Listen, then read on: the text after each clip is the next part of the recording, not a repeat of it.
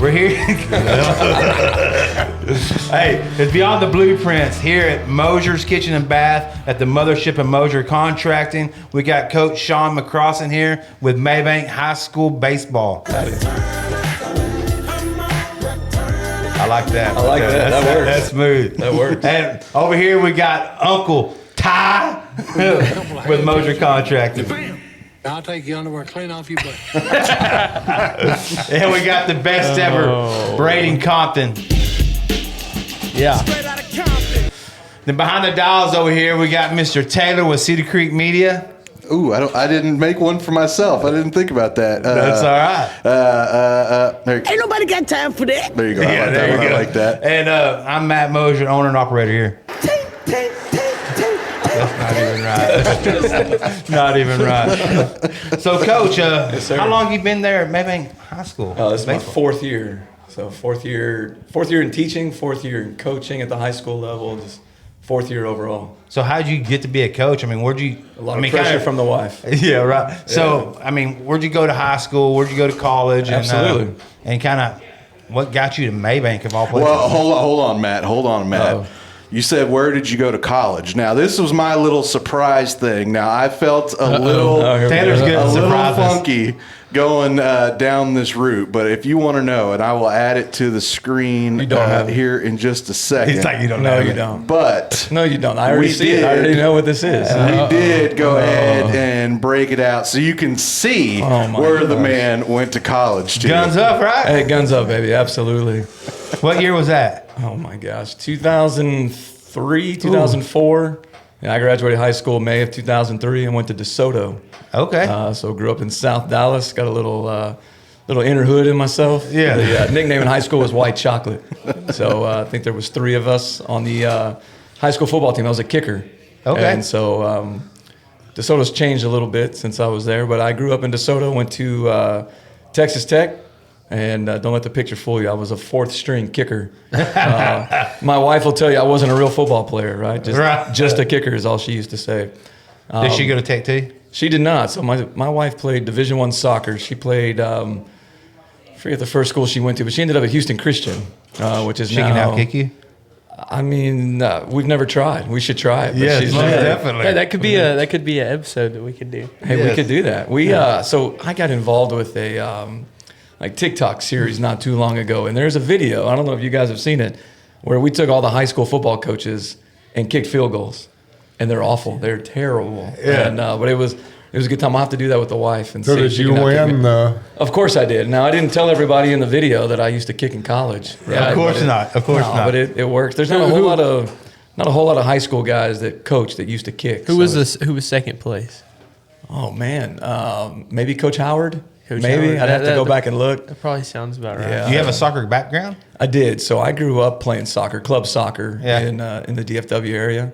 And what club? So I played for the Texans. Oh, so great group, man. The 85 Texans. And now it's kind of like baseball now. It's so watered down that as long as you can, if you make enough people mad and they don't want you on your team, your daddy can just start a new team. Yes. And then you just end up with 40 different teams. And that's kind of how soccer's turned out. Did y'all play at Plano Premier? Was y'all in Classic League? Man, you know your stuff. So we did both. So when I was there, it was Plano. We made it to Classic 1 year. And then a couple years after us, they had started doing Arlington. They had everything was South and East and West. And it just, like I said, I think it kind of got watered down. But I coached club soccer for like 17 years. Where at? Out of Forney. Oh, you did? Okay. Oh, yeah. We had an indoor training facility there from...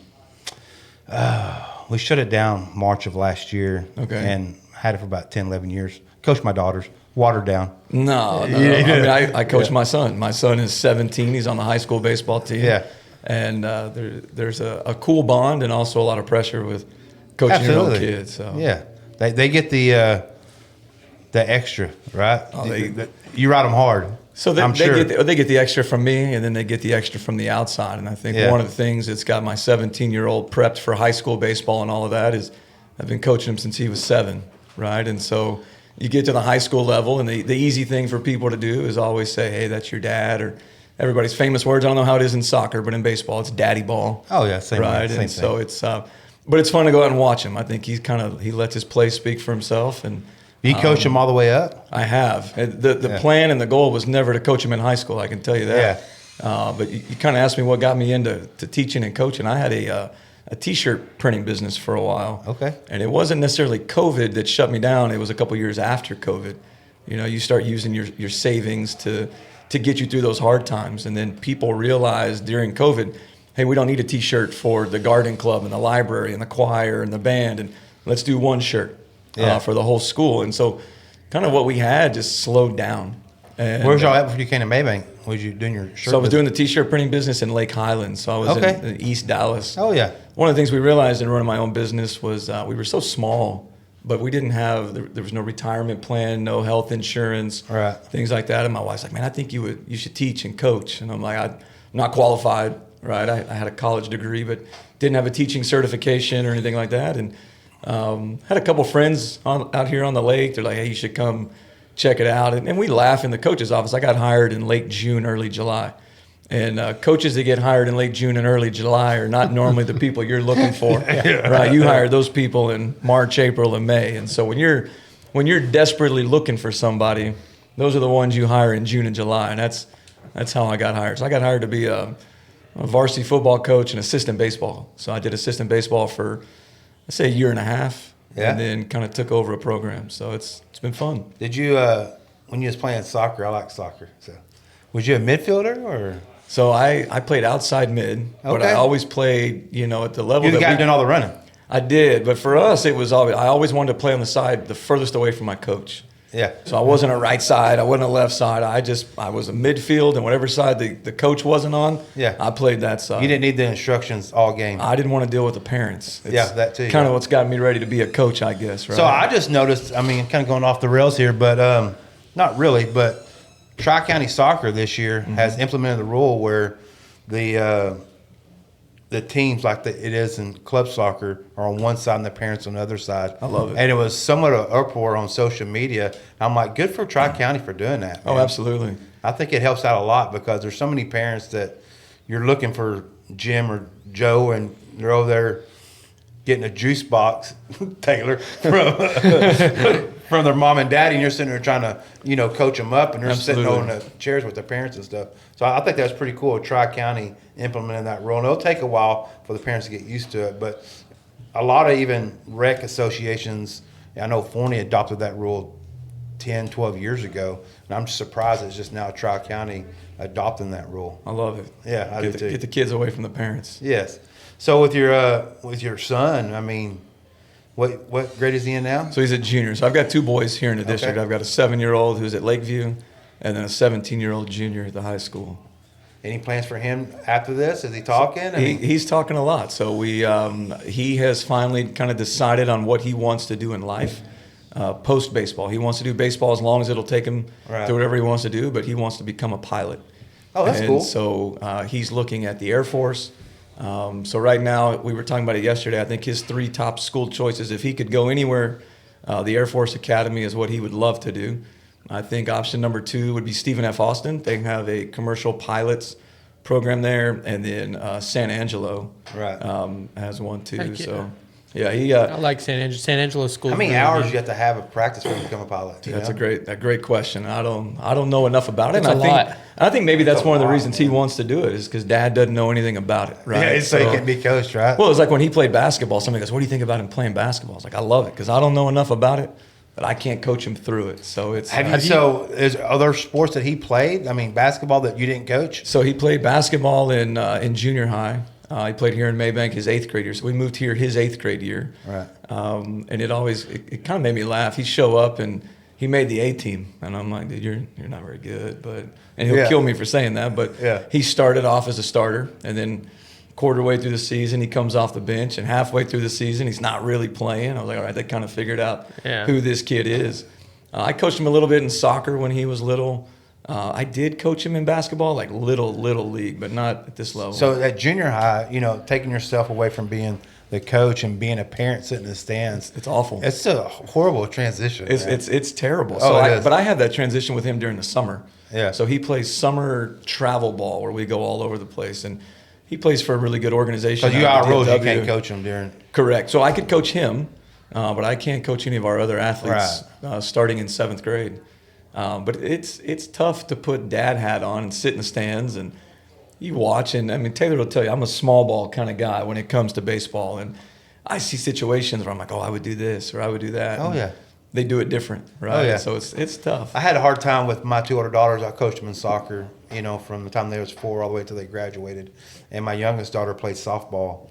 And, us having the indoor facility, we had trainers there for hitting coaches. And she had a hitting coach from the time she was 8. And she'd go once or twice a week to it. And when she'd go to hit, man, I have to get up and just walk away. Right. Because I'm like, get your feet right, get your hands right, all the way up through high school. It's hard, man. She could hit, too. Oh, yeah, she could hit. Yeah. Well, that's one of the things with Maddox, and it's been really fun to watch, is he has his own coaches. So I coach, at the high school level, I think the big difference is it's more of like an orchestra. My job is to just orchestrate the things that are going on. You're not overly correcting somebody's swing or their footwork or their mechanics. At 17, 18 years old, those guys know that stuff. My job is to say, okay, in this situation, we're going to do that. So he has his own coaching that he goes. I mean, he goes to Dallas once a week and does his hitting lessons there, and had a fielding guy that he worked with for a while. And so, how many players you have on your roster? what do we have, 17, I think, right now. We've moved up a couple here and there just to give them the experience, a couple juniors that don't play as much at the varsity level, but knowing that we're going to rely on them next year. How many of those players you think take private lessons? 3. Oh, wow. 4. Yeah, and I think that's, as a baseball coach and one of my assistant coaches, and I hate titles, by the way, so I'll just say one of my coaches that I coach with, his wife's the head softball coach. And Currington is their last name. And one of the things that we've really gotten into this last year is we're trying to figure out how to impact the little leagues and trying to get those kids to realize, hey, in order to be competitive at the high school level, we're going to have to get in there and whether it's do lessons or make things a little bit more competitive at the younger ages. And so, we've got, I know that Quade Green does lessons. Matt Ratt plays summer ball. Tucker Davis is a senior. He's going to go play college baseball next year. So he's done lessons. And some of the younger guys have done lessons. But as far as the starting varsity group, maybe 4, 5 guys. Yeah. I think it's coming this way. It's going to take time. I raised my kids in Point. Go ahead. Facility-wise, up here in Mabank, I know I'm from Mabank. I've been around here all my life. And our baseball fields have not been a priority throughout the years. And I know they just redid them, didn't they? They've spent a lot of time up there and getting them into shape. How are they getting? So, are you asking more like the city leagues, or are you talking about the high school? I'm talking about the high school. So at the high school, last year the big focus was softball, and so the original goal was they were going to redo the softball dugouts and the baseball dugouts. And they called me up last year and they said, please don't be mad. We're not going to touch the baseball field. We're going to do more at softball than what we had thought about. They did a new backstop, new dugouts, new dirt work, all that kind of stuff. And so at first you're a little frustrated because you're like, man, I really want these facilities for the boys, and you really wanted it for those seniors. But by waiting, we now have this year, we've got new dugouts, new backstop, new bathrooms, which is phenomenal. If you haven't been out there in a while, the bathrooms getting redone was a big deal. We redid the batting cages. Best upgrade was the bathrooms by far. Bathrooms were amazing. Oh, it's been great. Now, if I could only get a press box, if we could only talk to Dr. Marshall and Mr. Rowland about getting a press box up there for a fat guy, we'd be happy. We've got a deer stand up there that we use for a current press box. I think Compton spent some time up there before. Yeah. And timeout? No, him and was it Roden? Yeah, me and Aaron announced a couple of the games. Right on. But as far as the facilities, they've really done a good job upgrading. And this last year, I think one of the toughest things with a baseball field is that there's so much you can do. Yeah. So we've got a new outfield fence with a batter's eye, which is really nice, a new scoreboard.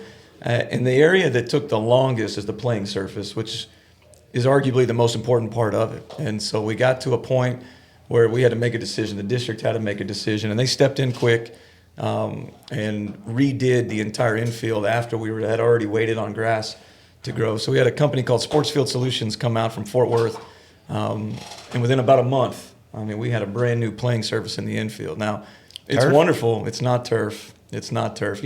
As a baseball coach, as a baseball purist, to me, there's nothing better than a beautifully manicured natural playing surface. Right. When you're talking about weather, it becomes a lot more difficult as far as managing games. But the district went in and bought us a full-size field tarp for the infield. We haven't had to use it yet, but it's up there at the school. The dirt that they brought in is top-notch. They sodded the infield for us, so it's Bermuda overseeded with rye. So when it got late, it was beautiful. The issue, if you would, is the maintenance to keep it up. So, we had practice this morning. We're here doing this, and after this, I'll go up and push mow the infield, zero turn the outfield, and turn the dirt. You're the maintenance guy. I am the maintenance director of the baseball dirt and grass. We'll just leave it at that. Yeah. So, Well, for what it's worth, I think I'm not a big baseball guy. right. I like baseball, but I didn't ever play baseball. But the fields look really good up there. We went up and looked at them this weekend. Oh, yes, sir. Apparently, After when the rain. Tyson played baseball and Easy now. hold up, Here we go. 1977, somewhere around there, in Mabank, 3rd grade through Sixth grade. 6th grade all play together. Really? It's a big difference. Small town. Yeah. Man. So So we're talking about the lessons and stuff, and trying to implement a system into the younger deals. And I'm going back to soccer for this because I'm very familiar with soccer. Absolutely. And my kids being in Forney. I believe she's still there, the head girl soccer coach, Trisha Williamson. She had a younger daughter, and she became part of Solar. Mm-hmm. And she brought Solar to Forney, I don't know, 10, 12 years ago, and really developed a lot of the younger girls. I mean, then they were young. They had 4 or 5 different groups when they were playing, probably 6v6, something like that, U5, U6, I forget what the numbers are. But the other day I was on Facebook and noticed that they're heading to the state championship I saw that. this year. And I remember most of those girls, not most of them, a lot of them, were part of that Solar deal because I used to train at my facility and stuff up there. And I think what you're talking about, implementing, something into the youth and the baseball here to create something like that will be big for Mabank going forward. Well, and one of the things, like as of right now, there's two organizations, if you would, here in Mabank. You've got Seams and Dreams, which is run out of a facility just across the street from the Little League fields, and then Chris Flores runs a Baker Bats group. So you've got 2 different groups. They're all kind of tied to different areas within the town, and trying to be strategic, if you would, as far as like what you invest your time in and what group. For me as a Mabank guy now, as hard as it is, you want to build a competitive team. But if I go pull kids from Kemp and kids from Canton and kids from Eustis, and in 3 years, 4 years, 5 years down the road, I'm competing against the kids I develop, it's not really what I'm looking for, right? So trying to find a way to just take a group of Mabank kids and say, okay, let's see if we can figure this out. But, And maybe take someone like you to being a director over one of these clubs. And I mean, just from a workout standpoint, hey, this is how we're going to do our T work. This is, on these days, something like that. Because I think, I could be wrong, but I think you get some of these kids coming to high school playing ball, I'm sure a lot of their form is just trash. I mean, you're somewhat having to. It's tough, right? Especially if they're not taking lessons, you know what I mean? Well, when I got here, I guess I always say my freshman year, as weird as that sounds, right? I'm a senior this year. It's my 4th year. But my first year here, we had, Hagan, we had JJ, we had Howie, that group of boys. Ty Perkins was playing, Cam Wilkinson was playing, Mershon, Reedy, those guys. And when I got here, everybody was like, man, this is a great group of baseball players. They're really good. And not to take anything away from them, they were good ball players. They were all individually good. They were all individually, but then when you go run against Farmersville 2 years in a row and you realize, like, okay, well, we're not quite like that, right? So for this year, we have the potential to be a really good baseball team this year. And it's always got to be a next man up mentality. And he'll tell you over here, we lost what most people would consider to be our ace pitcher. We lost him in the first week of a tournament. Had a collision at first base, broke his kneecap. And so it's kind of changed the trajectory of the team. But at the same time... That was Van Horn? It was, yeah. But who, by the way, won district in golf. Oh, he did. He's a great golfer. But the issue becomes next man up. So now arguably our number 1 has been Carter Klein. He's a sophomore, throws the ball really well. But he's still young. Not that he can't handle it, he just doesn't have that experience. Right. And one of the things that I've been really big on is progression. And so, we started the year with a tournament that was difficult, but our third tournament of the season, we went to Abilene, played the number 4 team in the state, Brock. We played really Abilene. good. We played Abilene High. Saw a kid. The boys are going to give me a hard time because I'm going to say his name, and they say you're glazing him, right? His name is George Ferguson. The kid threw 99 miles an hour 2 weeks ago. Holy moly. So we saw him. He was hit he's throwing 96, and we had one hit off of him. Now I won't.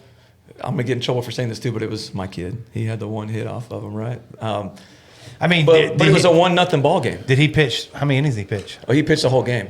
I mean, I'm just guessing. At any point in that game, did you think like, I'm just gonna bunt on him? So we tried, right? And so for us, everything was, excuse me, we couldn't catch up to it, right? And there's not a whole lot you can do. You're not going to see 99, 96 very often, right? And so okay, what do we do? So you can't even practice for that at practice because you don't have someone. I put a pitching machine on, right? But the timing is different. Yeah. But we weren't expecting to go see 96. Now we get out there and all these teams are throwing their number 1 against us.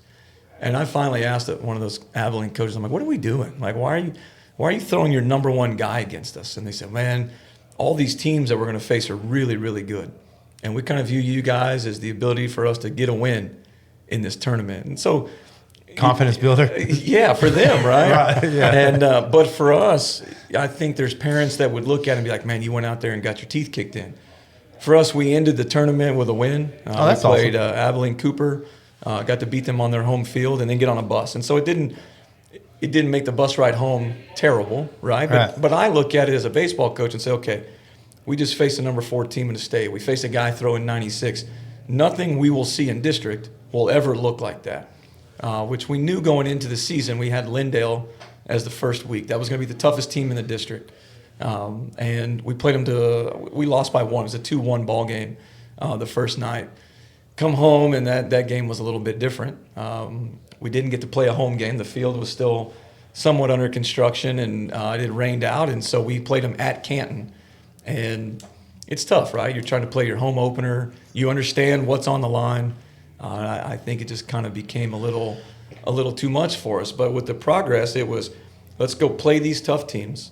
And then in the middle of the season, we're going to... y'all seen the best now. Well, and then, so we did. We saw the best. And then my next goal was, let's put us in an arena that you're not used to. And so we went and played a game at the Frisco Rough Riders ballpark. And for me, it wasn't about who we played. I wanted them to be inside of a big stadium. Right. And I wanted their eyes to be big. Right. And so Taylor can tell you, our eyes were really big. The bats were not. The defense was not. I mean, we didn't play well. We got our teeth kicked in by a team that we probably shouldn't have. And an interesting, because y'all had just beaten them like in that style of a game in the beginning of the year. So we played them in a scrimmage at the beginning of the season. We put up 17 runs. I think it was 17-7 in that game, and so we had smoked them. And so the thought for me was, we're going to go play a team that I think we'll beat in an arena that these kids aren't used to, so that when we get to the playoffs, you've played in a big facility, you've played against top teams. Now we put it all together. And maybe shame on me for being too quick, but to me, it's like, if you want to beat the best, you got to play the best, and you got to play in those arenas. And this is my 4th year. In the last 5 years, I think Mabank has been eliminated in the first round of the baseball playoffs every year. And it's like, okay, how do we get over that hump? And so we've implemented some things with our pitching staff this year to try to change that, but then also try to schedule some of these harder opponents, which goes back to the whole thing about trying to get these younger guys to play in bigger arenas and against harder teams.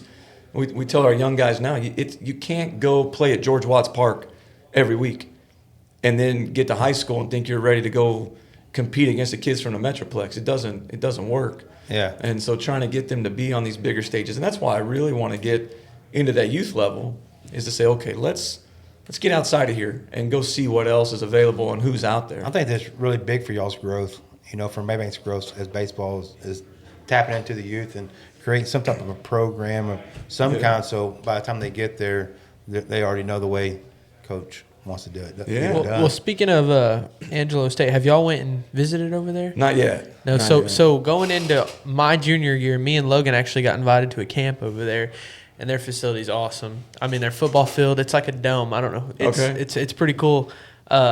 Then their weight room and stuff overlooks the the field. It's a really cool setup, and I love their coaches. They're bright. Yeah. But with analytics, using Right. the game changer deal is really cool. I got introduced with my daughter playing softball, I don't know, 5-6 years ago. I mean, do you look into the analytics? Like, what I liked about it was like the spray chart.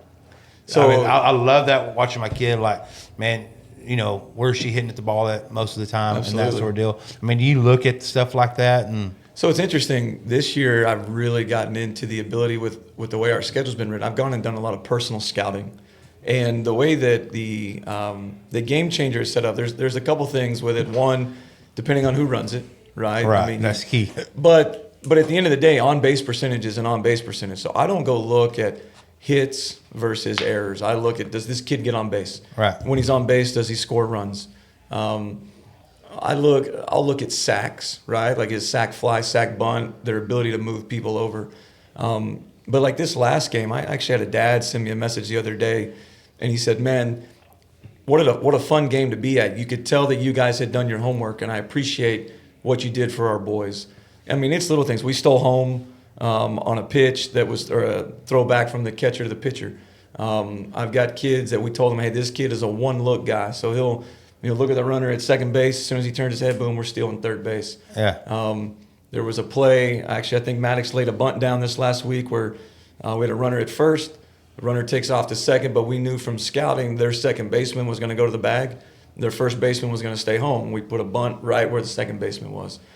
So analytics, Made 'em think. yeah, but for me, it's really like my wife was telling me. She goes, "It's been a fun year. Like I'll come off the field, and the other day, it's a little braggadocio. I said, I outcoached that guy today, and sometimes you do, but Right. I will also tell people, man, I got outcoached, Yeah. and that it happens, right? And so, as far as analytics, though, I think for me, really, it's do you get on base? You Yeah. know, and I don't care how you get on. I don't care if you get hit by pitches. One of our kids right now has the highest batting average, also has the highest walks, and therefore he also has the highest on base percentage. Y'all got a magnet? Man. The guy that gets hit every time he goes. No, I tell you what's different this year than what we've had in the past. With not a whole lot of hit by pitches, but we've had people intentionally walk this year. Oh, wow. And we hadn't had that a whole lot this year. Feels Or like at least before. once a week, Maddox is getting walked. Yeah. He's been. I think Is he it got because those intentionally other walked 3 coaches are times. using Game Changer and seeing that this kid gets on base a lot? Well, it's funny. Maddox got intentionally walked a couple weeks ago against Van, and I came off the field, and there was a dad, and I don't. He's not wrong when he says this, but he asked me, he goes, "Why would they walk him?"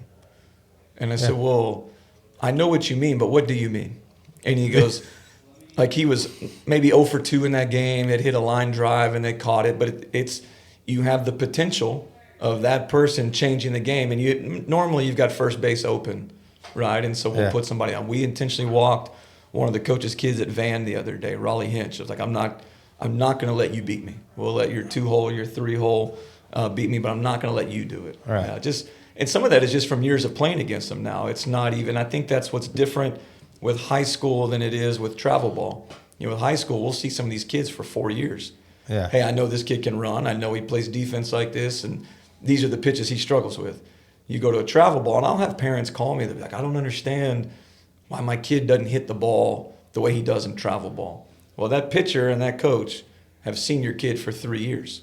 You go to a travel ball deal, and you're seeing a team from Arizona or California. They don't know who you are. Yeah, some of those Right. kids, man, they fly in from all over the place. They do. You know, I remember when Maddox was younger and we would go play those tournaments, there would be parents that say, "Oh, they flew these kids in." And my question was always, are they old enough to play?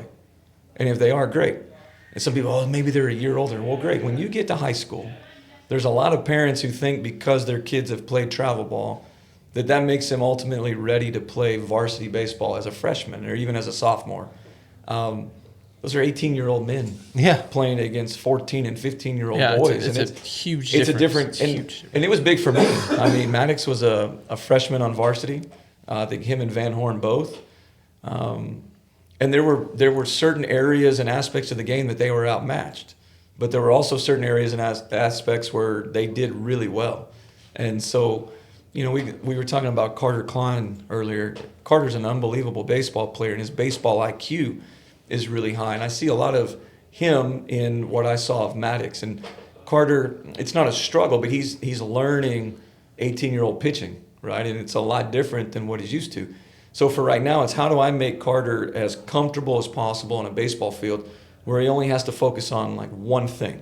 So last week he pitched a 56 pitch complete game shutout against Brownsboro, but we didn't let him hit that game. We brought in a DH for him, and it's not because he can't hit, but I want him to focus on one aspect of the game, right? And so, there's things like that more than analytics. It's just I'm kind of a mix of analytics and the old school, like, what does my gut tell me? Right. I mean, Taylor may be able to tell you I've gone out and changed pitchers on 1-1 counts, 2-0 counts, 2-1 counts, and people are like, what are you doing? And I just sit there like, something doesn't feel right in my gut. I'm just going to go make a change, and if it backfires, it backfires. Right. If you could have a walk-up song, what walk-up song would it be?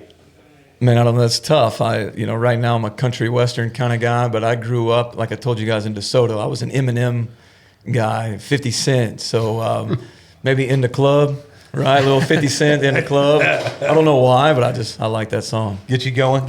Yeah, get me going a little bit. Who's y'all's biggest rivalry? Man, I heard you guys talking about this last week in your deal I think it was last week. Or maybe, I think it was episode 10. We had run out of guests, I think it was what the episode called or something like that.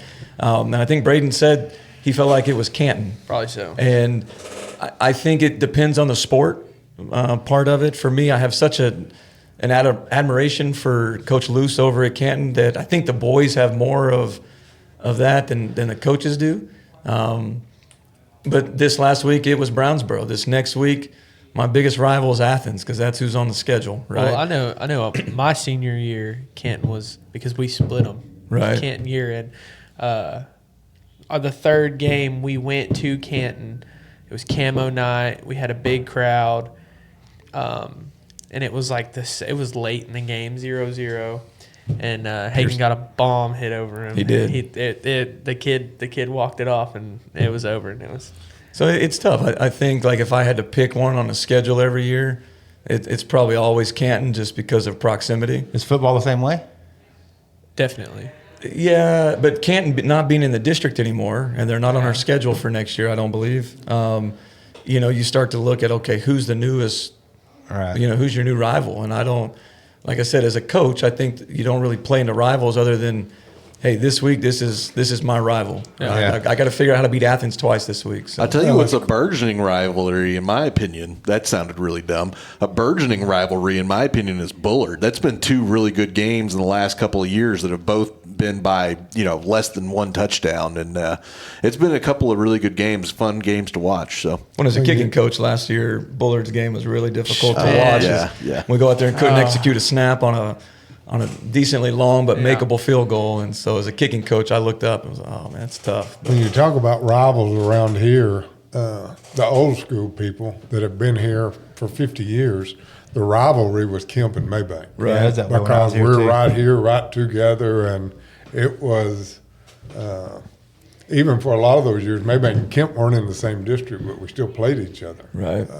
And it was our homecoming game was usually against Kemp, and we had big bonfire and would steal the city limit signs and put them on top of the bonfires. And on the baseball side of things, Kemp has struggled the last few years, and I was fortunate enough They to struggled in football too. They do, but I'll tell you, they've got some athletes coming up over there. I went and umpired a couple of baseball games at the youth level, and Kemp's got some baseball kids coming up, so I look for them probably the next 3 to 5 years to be a little sneaky, and people aren't ready for it.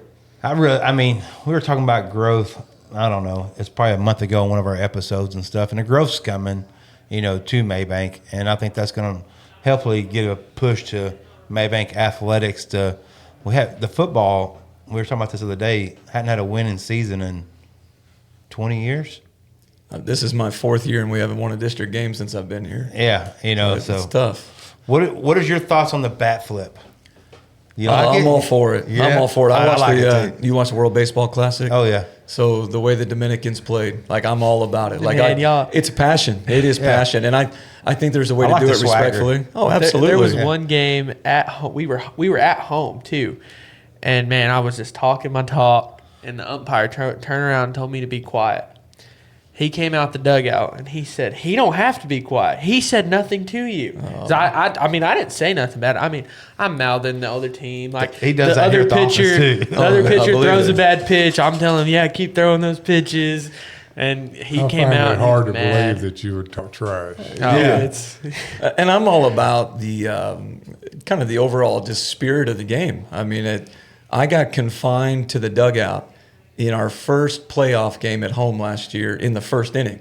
The umpires didn't like that. We had rubber chickens, paint sticks banging on 5-gallon buckets. Oh, yes, that's I okay. was at that game too. And they called me out. They're like, you need to tell everybody to stop. I'm like, we just played last night at Henderson. These guys are doing the same thing over there. Like, I'm not telling them to stop.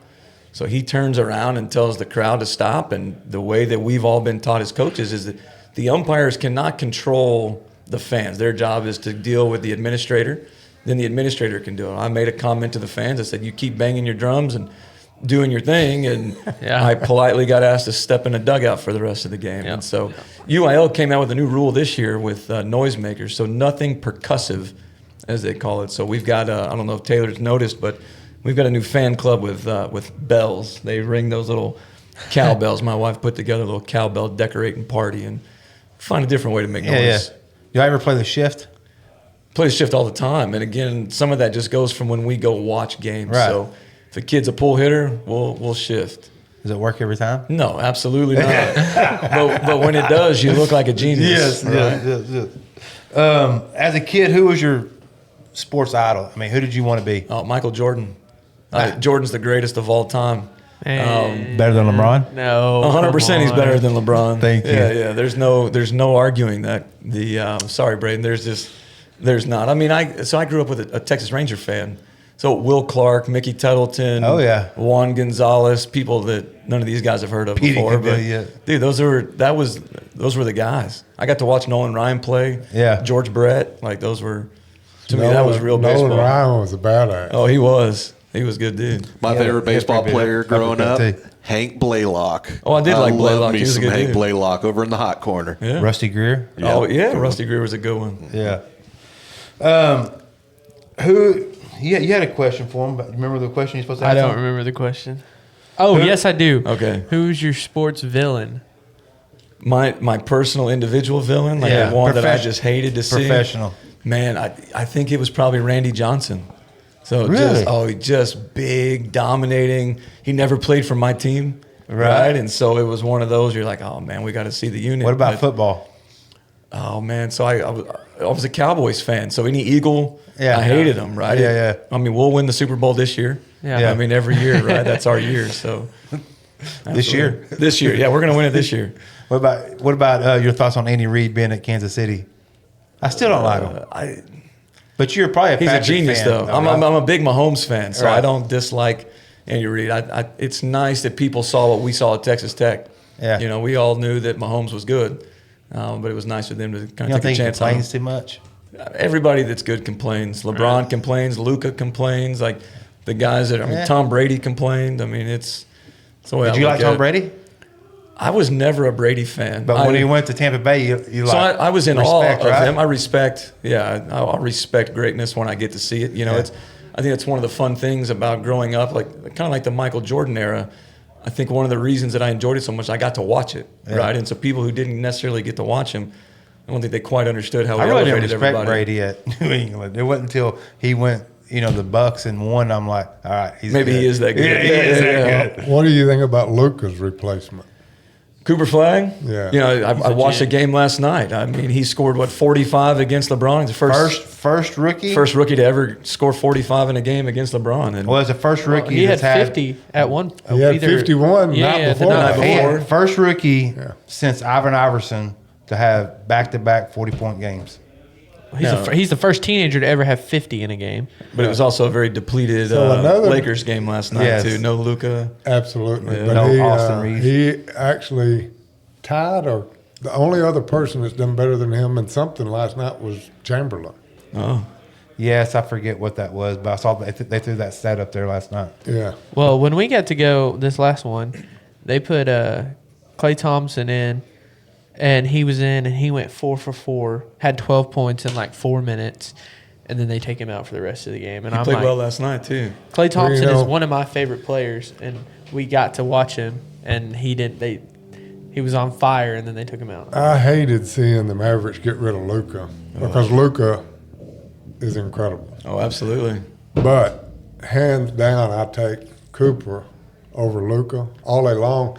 He plays defense. And he doesn't cry every time That's he gets true. the ball. The backside help that he provides, man. It's still tough. It's I mean, awesome. I remember waking up to that text message and be like, "There's no way. Yeah. This is an April Fool's joke in whatever month it was. There's no There was way." a game but- last week or the week before that Coop was coming down there and he blocked someone and he stood over him and saw that little swagger. I'm like, yeah, There it is. It's a dog right there, boy. It's like having George Pickens on the Cowboys now. Get a little dog on the team. Yes. I mean, I think you're ready probably for you to break us into our next little thing we're doing here. Well, it sounds like a deal to me.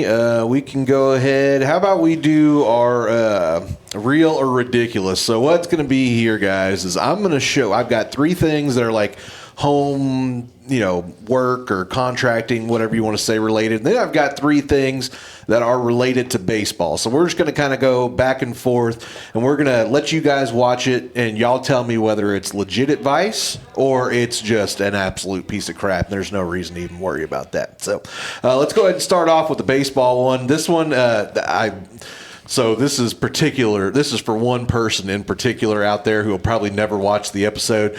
But this is for Rick and Matt Ratley right here, Coach. So we're going to start with this one. For the baseball ones, does that mean we got to answer first since he probably knows the legit answer to it? I think this, yes, but I think this one will be pretty self-explanatory. So what do we think about this one, guys?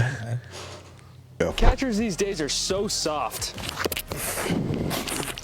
Here's a few tips on how to toughen them up. Tip number 1, Punch them in the stomach. Never let them know it's coming. this will help to really get your chest soft and break in the catcher's gear. Once they prove they can take a punch, We throw baseballs at them real hard, but 3 at a time, because once you practice that, one's real easy to catch. bonus points if you hit them in the forearms. That'll really toughen them up.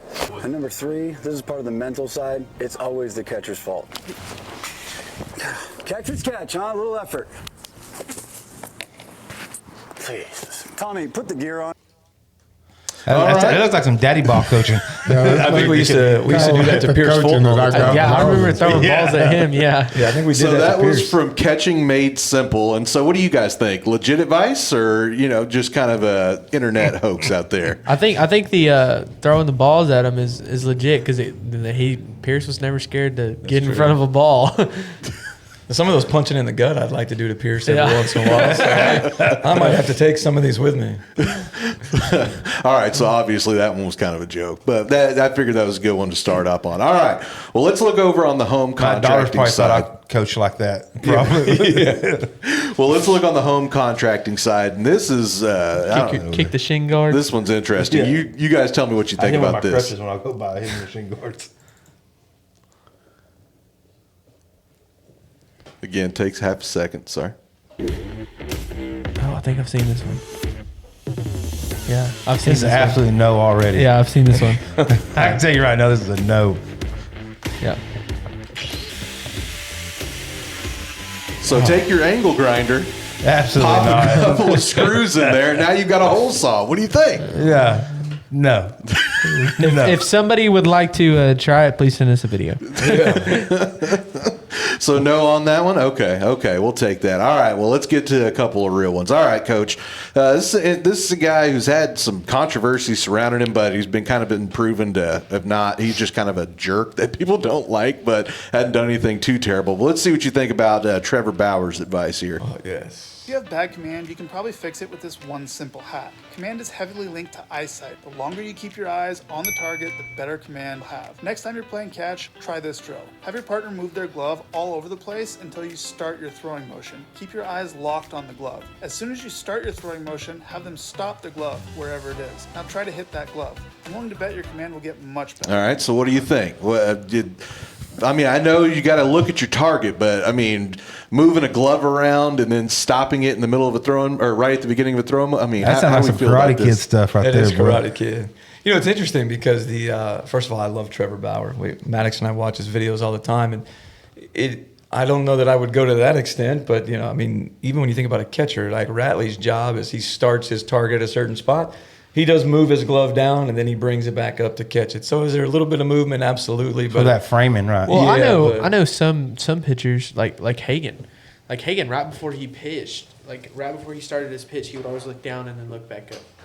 He'd always look down and look back up. So I mean, I know that's not the same concept, but it is taken away from time instead of him just staring right at the glove. Well, you're not wrong, but I mean, we'll teach some of our guys. If I watch their eyesight, they'll want to go to third base just because it's something familiar over there, and we'll tell them, hey, keep your eyes locked in on your target. So I don't know about it always moving like that.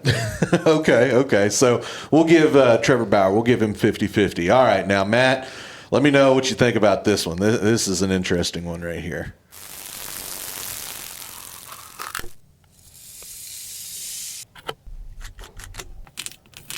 This is like something they do. I'm not going to say anything.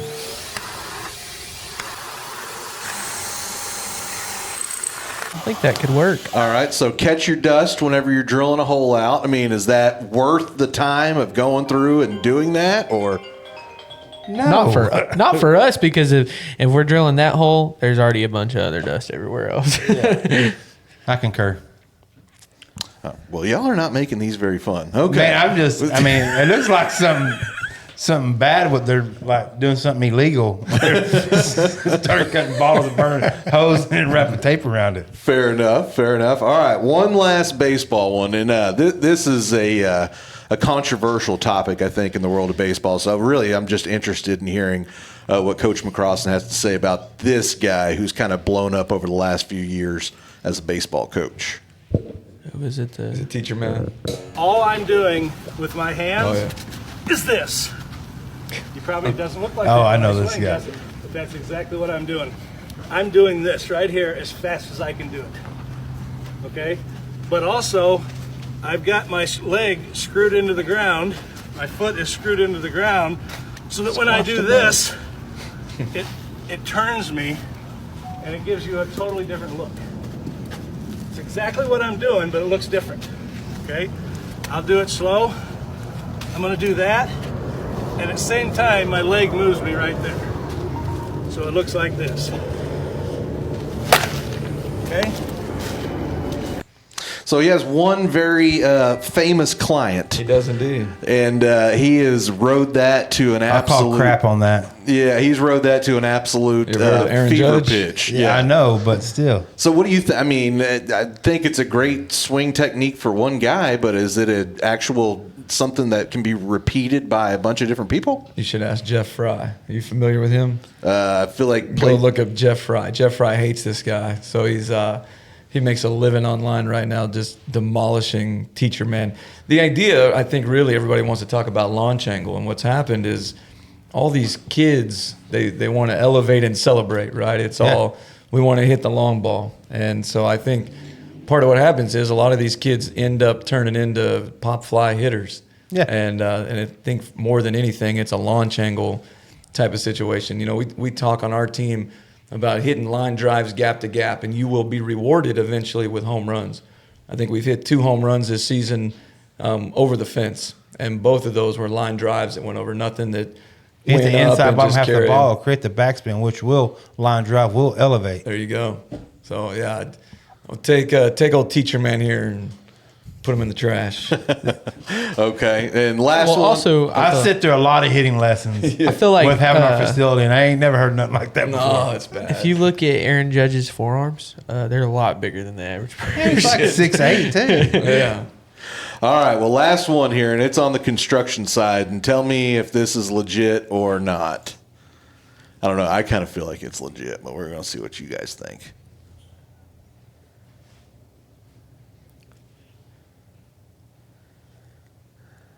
No, It's already like absolutely something not. Brandon does. Little double-sided tape to help it get all tapped in. What do you think? I mean, if it works, it works, man. I don't know. I don't think it would, because as soon as you go to hit it, That'd be something like someone like a DIY would Yeah. do. You know? I would try it. I think that's Yeah. So you're saying it's like a chuck in a truck type move? Is Yeah, that I what mean, you're or saying? someone with Truck. little I think stubby the fingers plastic- like him. The plastic ball in the I can hold vacuum a nail. cleaner was better than the nail on Yeah, the I blade. think so too, probably. All right, well, that's all I got for that, and that will be the one and only time we ever do that because that one didn't go as good as I hoped it would. So there we go. No, it was good. Let's move on. Let's move on to our second thing, and it's going to be our crafting segment, and we're going to see which one of these guys can draw us a real pretty picture. And if the owner of Mosier's remembers to put them up on Facebook this week, we'll get them posted up on Facebook for you. So let's go ahead and get a little crafty, boys. Well, Matt can actually draw, so we might actually be screwed. Oh, really? I didn't know. Stick figures, all right. So this will be edited and everything. That's what I'm saying. Yeah, everybody get yourself a little piece of paper here. All right.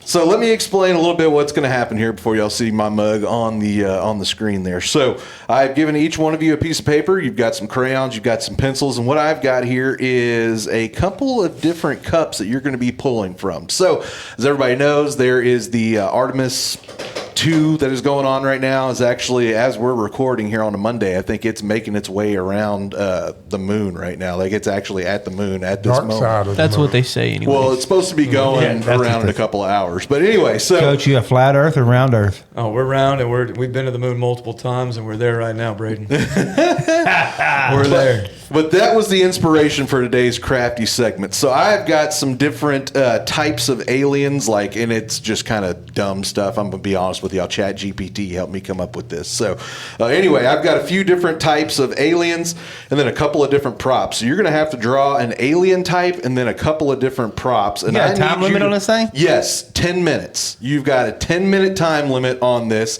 and I'm going to need you to use your alien card, and I'm going to need you to use your two props. And essentially what you're trying to do here is make a meme.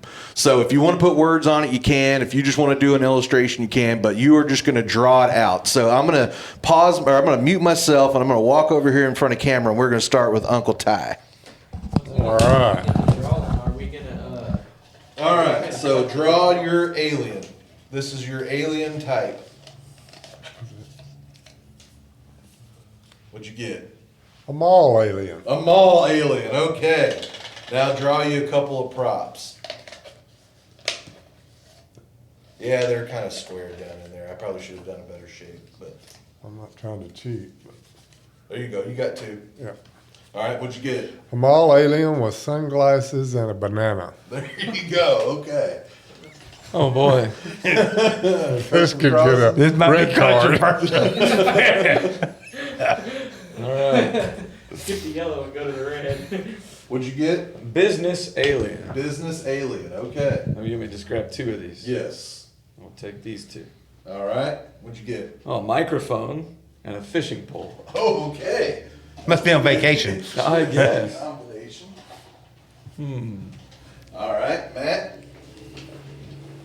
This is not going to be good. Well, I figured nobody could draw. I didn't know Matt could draw, or I wouldn't have done it. Chaos Goblin Alien? Okay, there you go. So, chaos. That's double an alien. You don't get to select which two you want. I can't There see we what go. they say. Cape and a rubber duck. Okay. Is this the alien? Tyson's getting a head start over here. I get a sad alien. Okay. Are they just two? Okay. With a briefcase and a couch. There you go. All right. Sad alien with a briefcase and a couch. Uncle Ty gets the Do we get advantage of age, but you get 10 minutes starting now. Are we just gonna cut to it, or is this all gonna be on there? Strawberry red lamp. All right, guys, T-minus 30 seconds. So 30 seconds until we see who wins. Looks like Matt has completed his over there. He's got his signature. Looks like Mac is finished. He dropped his pencils. Looks like everybody's just about wrapping up here. Tyson. Bingo. All right, well, timer just about to go off. Oh, Three, that was actually one. genius. What is that one? He had a mall alien. He made it a mall cop with the banana as his gun. Well, let's hold off on the big reveals there, Braden. Let's hold off on the big reveals. What the heck is that? All right. I can't draw. Well, I feel like it's only the proper etiquette and manicures. What am I? I can't talk, y'all. Manners to start with the guests. So, Coach McCrossen, let's go ahead and start with you, brother, man. We'll go worst. Let's go. Worst Here you first, go. huh? So what were your? So I had the business alien, and with a microphone and a fishing pole. All right, let's see what you got. I'm not quite sure what I'm doing over here. He does have a fishing pole with a worm on it. He's holding he looks like a deranged Gumby or something. Hey, that's not bad, Coach. That's not bad. You Even has the little worm at the end of the line. I did put a worm on there. Yeah, absolutely. I tried. That is creative. Not bad. Not bad at all.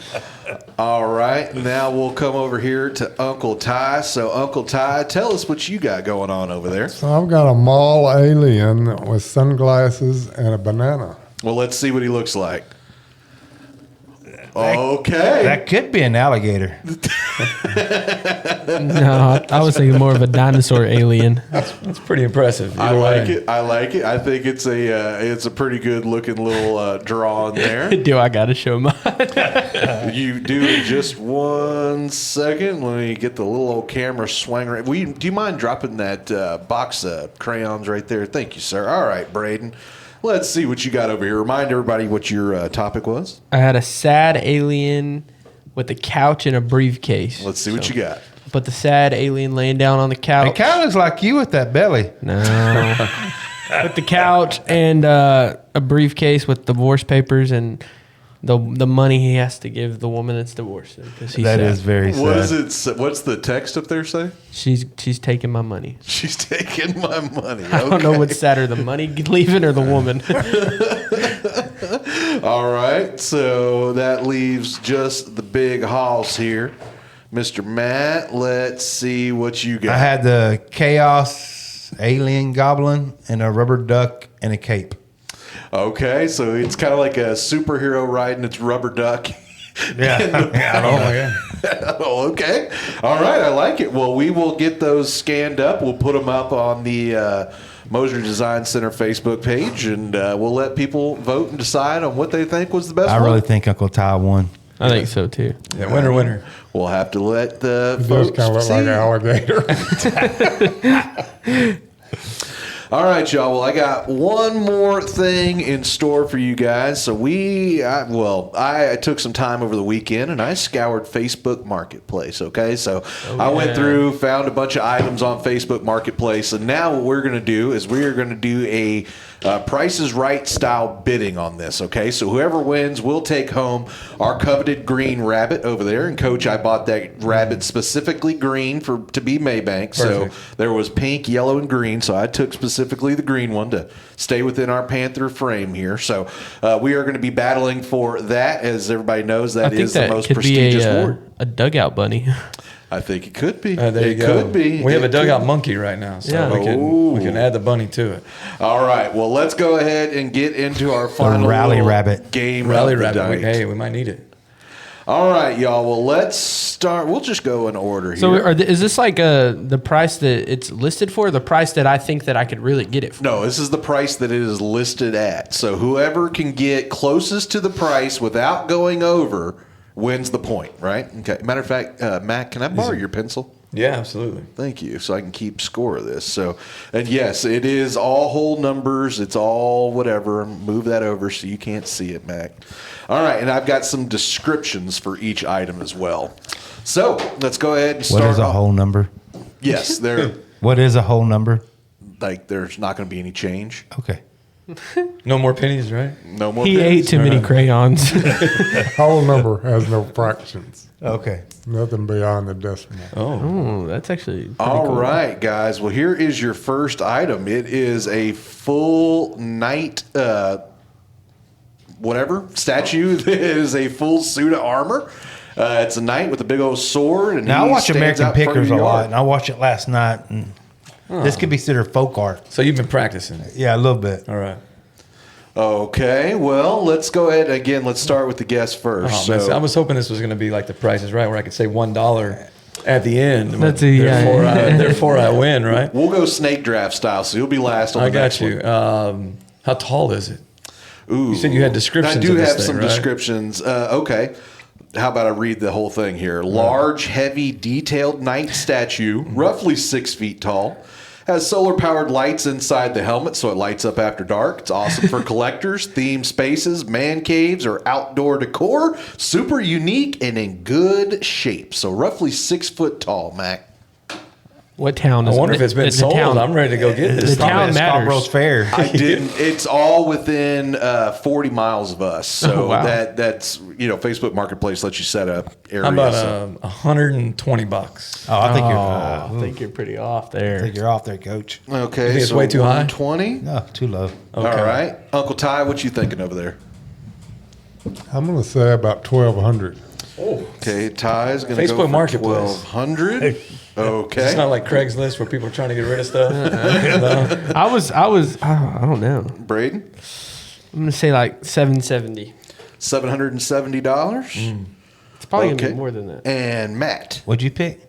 What did I say? 120? 120. Yep. 120. 121. 121. Watch it be like What a dog. $7,800. What a dog. All right. Well, for the price of $121, Mr. Matthew. Man. Well, Actually going to go for $395. So $395. That's why it's still on Marketplace. Yeah. Is the closest. So you will take home the first point of the night. So congratulations, and your prize for that is going to be picking the price for item number 2. So this is a Texas Chili Company gourmet nacho cheese dispenser that has dirt and grime all over the bottom of it. It's commercial nacho cheese machine in great condition, ready for your next event or game day. And I figured, Coach, we just slide over there, pick it up. Hey, we need that. Yeah. We need that. Well, Matt. $60. All right, Matt's going to go with $60. Braden, what you going to take on it? Give me $124. $124. Uncle Ty? What'd you say, Matt? 60. 124. $35. $35. Oh, this is where I get to say my $1. I think it's going to be like 15 or 20 bucks, but I'm going to say $1 and hope these people are just trying to offload this thing. Go ahead and let me win again. All right. And for the sweet, sweet price of $35, Uncle Ty is going to take home the point on this one. Actual retail price, $40. So $40 on the used grimy cheese warmer. cheese machine. It's only out $5. I'm actually with the coach. I'm thinking if somebody will come pick it up, just pick it they up. can just have it. Yeah. All right, guys, we will now, and I will give you a little hint on this. This is the biggest item of the day. Oh. This is a 19. Here, I can zoom on that a little bit for y'all. There you go. This is a 1970 Piper PA 28140 plane. 3+ owners, well-maintained Cherokee, which I bought to build hours in. Served my mission time well, and time for the next owner. Great for a student and or time builder. So Mad Dog, if you need a plane. This is from Maddox right here. Yeah, 6208 on an airframe with engine at 2086 SMOH. I'm assuming that's like operating hour or something. Mechanic has advised the engine is strong and run it until shows signs of need and rebuild. All logs new and recent electronic upgrades. It's kind of a scary description. Run it till it needs redone. So, Coach, again, hopefully you don't ever have to buy one for Mad Dog. Buying a car is bad enough, but what are you bidding here? If you're trying to pick this up for Maddox, what are you bidding on this? About 10.5. 10.5. Okay. I have no idea. No idea. Tyson? Yeah, I don't really have any idea either, but I'm going to say 25. 25,000. Okay. I'm assuming 1,000, right? Yes. Okay, Braden? I'm going to say like 58,000. 58,000. Okay. And $25,001. $25,000. $2,401. I think it's 28,000 actually. So that's my answer. For the fantastic price of $25,001, Mr. Matthew gonna take. We need to just let him go first every time on his belt. This plane, guys, and Braden, you're going to be sick with yourself. This plane going for $55,000. Oh wait, you had to be under. I thought it was just Can't go over. Price is right, man. Price is right. Price is right. You're not the best ever. He's too young for the Price is Right. He didn't know the Price is Right. Oh god. Right. He's that Drew Carey version of it. Or the Happy He Gilmore didn't know version. Bob Barker. So I can tell y'all right now, an edit is coming. So you're about to see a bounce right now. Hey, what is it? Right. So, guys, moving on to our next item right here, we have got this squirrel feeder, affectionately known as Girth Brooks. Pre-drilled holes to mount on a tree, has to screw to mount the unicorn. Going to be set up at First Monday this weekend. Lots to choose from, so you can go down to Canton and pick this one up. It was on Facebook Marketplace. Is it made out of glass? Well, first thing I saw or thought whenever I saw it was, What the hell is even that? so yeah, it was kind of but anyway, how about we start in a different order this time? Uncle Ty, let's start with you. What are you how tall is this on thing? the Girth Brooks? It doesn't say. I mean, It's a squirrel feeder. It's going to be like 6 or 8 inches, right? How do you mount it? On a tree. Yeah, it says it has pre-drilled holes to mount on a tree. Man, I'm going to say $15. $15, okay. And Braden? Let me go with 37. 30, No. 34. 34. It's probably gonna be 35. $34, okay. Matt? 3401. But no. It has to be a whole number. 3401, okay. He said it has to be a whole number. I said they are whole numbers. You're so good. Mac? It's 3401, not a whole number. $12. $12. We need a math teacher here. Well, guys, for the first time in our game today, Somebody guessed it right. somebody guessed it right 15. on the head, and it is Uncle Ty. $15 exactly. I know my squirrel feeder. He actually has one at his house. The old man won this. Well, By a we landslide. we got more to go. We got Okay, more to go. Matt's got to go first from now on. Now, this one, guys, is a little my different chair. throne than you're used to. But what It's I not was big thinking enough for you. what I was thinking, Coach McCrossen, is if we could buy this, and then next year it could be like, how there's the turnover chain and all that stuff. yeah, it's the home run chair. Yeah, there you go. I like it. I like it absolutely. So let me see. This is a beautiful That would be chair pretty used cool. to belong to Miranda Lambert, the country western singer. She donated it to charity, and she purchased it at auction. The person that's selling it. The colors were not my style, so I had it refinished to my taste. Beautiful, heavy piece.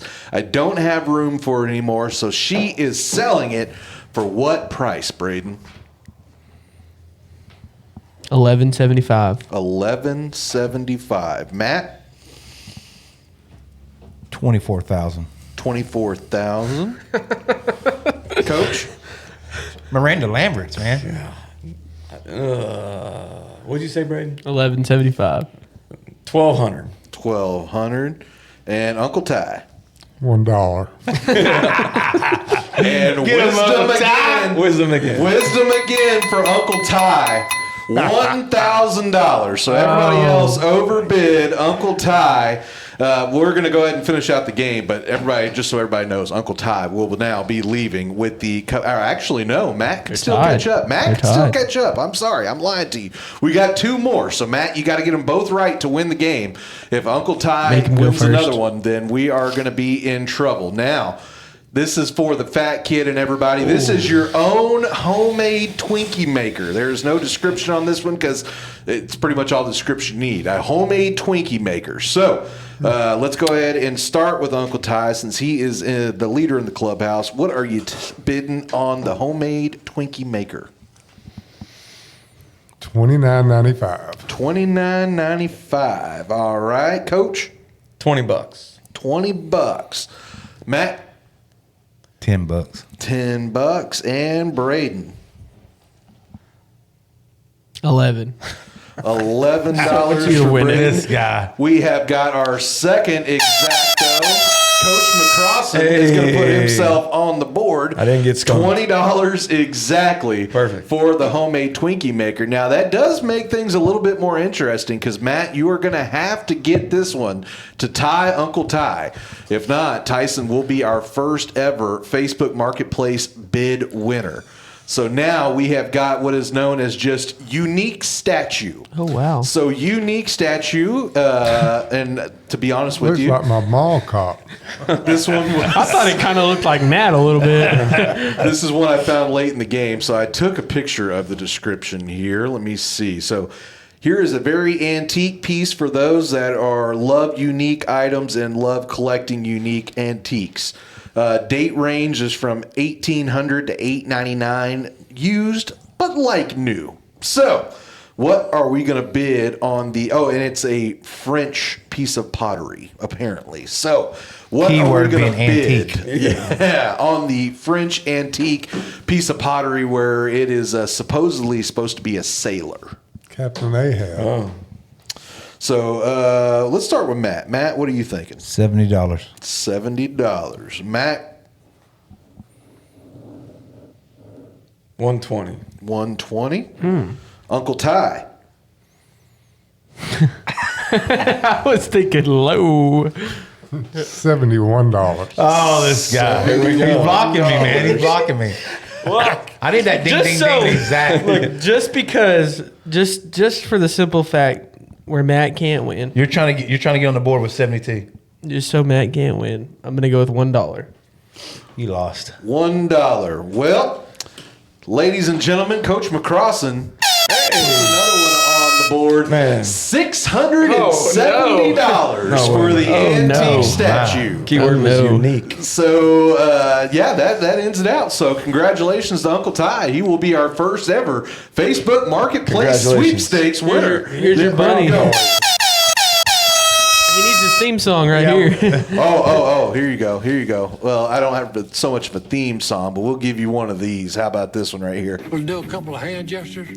Yeah. I'll take your underwear clean off your butt. All right, well, that's all I had, guys. So y'all talk amongst yourself. You doing good on time, Coach? I've got plenty of time. Yeah. If you could have any superpower, Okay. what would it be? Any superpower. Time travel. Time travel? Yeah, travel back. If you could do, what superpower for you, Uncle Ty?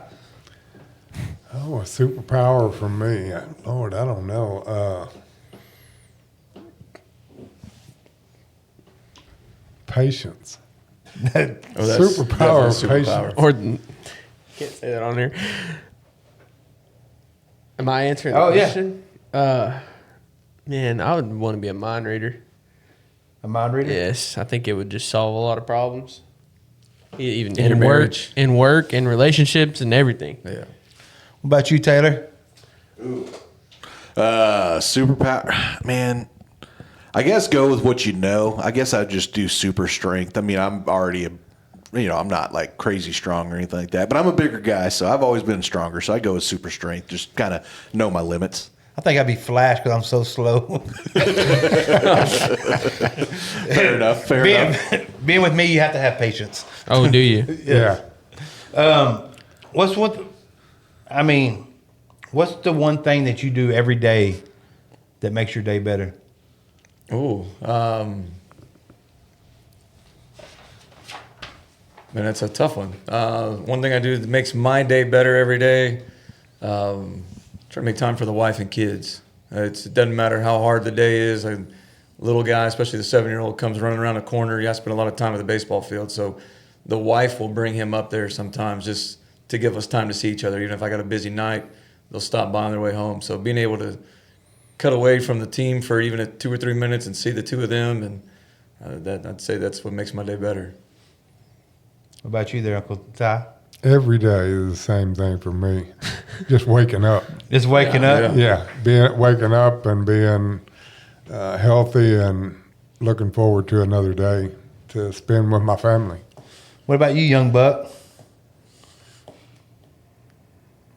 Mine's reading my Bible. Right. It's time to just relax and get my mind off of everything going at work and everything else, and sitting down. That's the only thing I'm focused on, not 100 other things. You know, Braid's a youth pastor now. So I did not know that until I listened to another one of the episodes the other day. So proud of you. Congratulations on that. Mine would probably be every morning like clockwork. My wife's still awake or she's in the kitchen or something, is to give her a kiss goodbye and tell her I love her and that sort of deal. Because time is limited. You never know. Amen. When it might be your last day, and God forbid something happens. At least I want her to know that I love her and give her a kiss. I mean, even when we're mad at each other, you know. Which is a lot. Easy, Braden. All you guys in relationships. Probably even more so when you're mad at each other. Yes. That's it. Yeah. All you guys in relationships. My most important relationship for me to make my day better is with my Keurig coffee machine. There you So go. it's Coffee that every first morning. day, as soon as I crack that coffee, we're good to go. What's the most niche rabbit hole that you've been down lately? Oh my gosh! Apparently the moon. I was gonna say probably this Artemis deal. I've been watching live coverage of the spaceship. He's been watching fake stuff. It's not fake. The internet says it's real, Braden. So I'm good. I've tried to look on that and like for the live coverage and stuff, but I haven't really been able to find it. So NASA.gov, and they've got a live stream on their main page. Okay, so you Their can go to app the web is a page lot and look better. at it. Their app is like way NASA more app? intuitive. Yeah, NASA has an app, and it's pretty Is it intuitive. actually showing live coverage of? Is there cameras on board that you see? Go ahead and say it, Braden. There's a live coverage of them in like a where they at Gun Universal Barrel City. Theater. They're probably in the back room Area over here. 51. Yeah. hanging out at Kubrick Studios. They're probably over in Tamarack somewhere in one of the trailer houses. What about you, Uncle Ty? The most niche. Just rabbit hole conspiracy probably. theorist. I would say, I don't know, most people that know me know that I've just dealt with prostate cancer.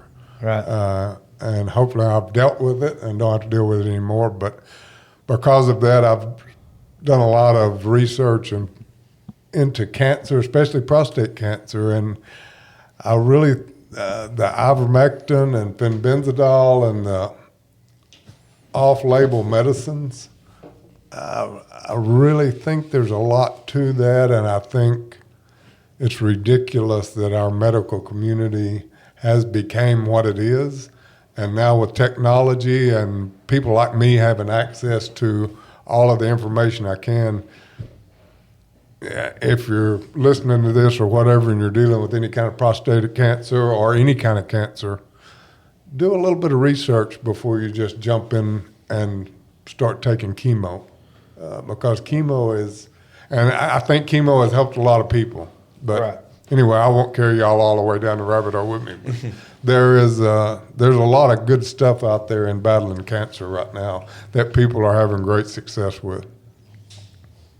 I mean, I don't consider mine a conspiracy theory because I think it's true. But the Leviathan, What's that? it's like I don't even know how to explain it. 'Cause, I mean, you can call it a dragon, you can call it a beast, whatever you want to call it, though. But it's a biblical creature that roamed the earth and will roam the earth. It's pretty interesting. Like Bigfoot. No, Loch this Ness thing monster. is like You talking about what's like Revelation? So if I had to, it's also in it's slipping my mind, but it is like the Loch Ness monster, but like think of it as like if it was the size of South America. Like it's not nothing. Like we think that a creature's big when it's a 50-foot creature's giant. Like it's a swallow a 50-foot creature. If you could have a celebrity be your neighbor, what celebrity would that be? Oh, Derek Jeter. Okay. Yeah. Going with the baseball thing? Just baseball thing. Yes, sir. Yeah. I'm not real sure about that. I'm going to say I might not want to live in that neighborhood with celebrities. Uncle Si? Yeah, Uncle Si would There you be go. cool. Yeah. I think he said his before, Adam Sandler. Probably Adam Sandler. Oh, that'd be fun. Yeah. I don't know who I want to be. What about you, Taylor? I mean, are we like friendly neighbors or like just? Oh, yeah. I mean, are you not friends with your neighbors? No, not really. To be honest, My neighbors, I my live in a log coworker. cabin, brother. No, I'm not friends with my neighbors. Have you been to log cabin? But no, I don't know. I mean, I think I said, you've asked me this before. I think I said Mark Cuban. I think it'd stay the same. Like, I'd like to have Cubes over there. You know what I mean? I feel like he'd be a good neighbor to have. If you got problems in the neighborhood, he'd help kind of fix them, those kind of things. I don't know. I think that I would probably pick that as well, too. Yeah. They said, I'm somewhat of a dreamer. There you go. And like to bounce ideas off of them. You Yeah. know, something like that, probably. You got some questions there, Brady? Yeah. Which color has the worst personality? Kelly Green. It's funny. I always just say, "How about Mabank Green?" And the reason is because nobody can define truly what it is. Yeah. Right. When you go It's into not Kelly Green? Well, I think it is. When you walk into our high school, I love our high school. We have a beautiful campus, a beautiful building. The new CTE wing is going to be unbelievable. But when you walked in and there's 18 different shades of green, and nobody knows which green is which. All the different sports teams have different shades of Kelly Green. So I jokingly say Kelly Green, but I think to actually answer your question, probably be orange. I think orange is I think mine's is yellow. Yellow just makes me want to like. It doesn't make you like smile and sunshiny. No, mine was orange last time we asked this question. Yeah, orange. And I probably shouldn't have said this, but I don't really have a filter. Macy the other day was telling me she had bought this shirt and she bought 2 of them. And the first one she showed me was like a green and a pink, and it was like a spring shirt, whatever. She said, "Oh, I bought another one too, and it's yellow." And I went, "Ugh." She was like, "I know you don't like yellow. I can't stand the color yellow." You got tough questions. You got one there? I've got one. Let's go. So what would be the title of your memoir? He tried. He tried. I like that. And it could go in a bunch of different directions, but he tried. Yeah. What about you, Braden? That's a tough one. That's the best there ever was. The best there ever was. There it is. Probably like just like an overcomer, like doing it yourself. You don't got to have everybody else. Despise what everybody says. Like to get where you want to be, you don't need your parents. You don't need people around you. You can do it. You can do it alone. What about you, Matt? What would yours be? I don't know, man. That's something I have to think about, man. That's a deep one. That's deep. Probably conquer, man. I've conquered so many things in my life, from the injury, the disability, and being I don't know if you saw the episode last week, but being thrown out of high school, lose my scholarships and still be able to get to a place where I'm at now. Just be able to just conquer those things and just move past them. It's been really rewarding. As I get older, I will look back like, yeah, I finally did it. I overcame. Yeah, basically. Cool. You got another one there, Tyson? What's the worst smell in the world? Oh, skunk. The worst smell in the world. I think it has to do with time, and it's while you're sleeping, and your infant decides that it's time to have a dirty diaper, because it's the worst smell, because you have to get up and change it. You can't just let it go. So, right along with the worst sound in the world, and that's a dog that's about to puke inside your bed while it's laying there. That'll wake you up quicker than anything. Yes. So. Yeah, my wife decided, about 4 or 5 months ago, get a Frenchie. And she brought it in bed with us, and I woke up with poo on my toes. Oh, no. Got to the end of bed and had that in the bed. Brother, Yeah, good Well, you're job. right on there. Yeah, good job. We'll close it up with this. Got one more. You got one? Yeah, I've got one more. So, this is kind of a controversial one. But if somebody, if somebody speaks, I guess you don't speak sign language, but I got you. You speak sign language and they're missing a finger. Is it an accent? Is it a foreign language? What is it? Is that a rhetorical question, or I'm asking your opinion. I think the question I would have is, where do you come up with some of these questions? That's a tough one. I like the idea of an accent. I'll take accent. Yeah. Could be more like a stutter. A stutter. Yeah. Matt said a speech impediment. Hey, don't get me in trouble here. One last question. Where do you see yourself in 10 years? And I love that. Retired because Maddox went to the MLB. You know, I think my calling's bigger. Because your youngest will be graduated at that point in time. My youngest will be 17 at that time, so I guess he'd be a senior. It's funny because people ask me all the time, will you stay in Mabank forever? And as far as teaching and coaching goes, and I've always said that as long as the community continues to pour into our program the way that I feel I pour into the program, as long as they're willing to match that, we'll stay right where we are. It's hard to stay somewhere where you don't feel matched. When we first moved here, we bought a house in downtown Mabank, and I didn't know the life of coaching, right? My coaches are still they're still coaches at the high school that I grew up at. I'm not used to the whole idea of coaches moving and going to other places. And so when somebody said, why'd you buy a house? I said, why wouldn't I? And they said, well, coaches, they're always moving. I didn't understand what the whole world of public education and how an athletic director can leave and take people with him, or a new one comes in and doesn't, right? And so it's always been my goal to go somewhere, stay somewhere, and affect positivity in that community. And when we moved here, it was all, we're going to jump in with 2 feet and we're going to be here all the time. I don't hide and just show up for baseball season, football season. We'll go support Coach Sutton and the girls basketball team. We'll go support Coach Carter and the boys team. Our new Coach Kroom in volleyball. We're excited to go watch that. When I can go over and watch Coach Lacey and Coach Orr do soccer, we try to go do that. So we try to really immerse ourselves inside of the community. And so for me, still be here. I've learned that with public education, it's the rule of 90, I think, is what it is now. So your age plus the number of years that you have in service, as we call it, is when you can finally retire. And so I've got a lot of years now that I've been doing this for 4 years. I'm 41 years old. I've got some time that I'm going to have to dedicate to this is what I'm truly going to do. And I don't like the idea of moving. I don't like the idea of a new administration, trying to learn new kids and new communities. So I think for the first time ever, I can say when somebody says, where do you see yourself in 10 years? Still hopefully positively affecting the community of Mabank and the kids in the athletics program here. That's good to hear. I mean, it really is to see someone that's grounded there, not there just to chase money and stuff. And I think that's probably because the age that you're at right now. Yeah. I think if you were doing this at 23, 24 years old, you might have a different outlook on it.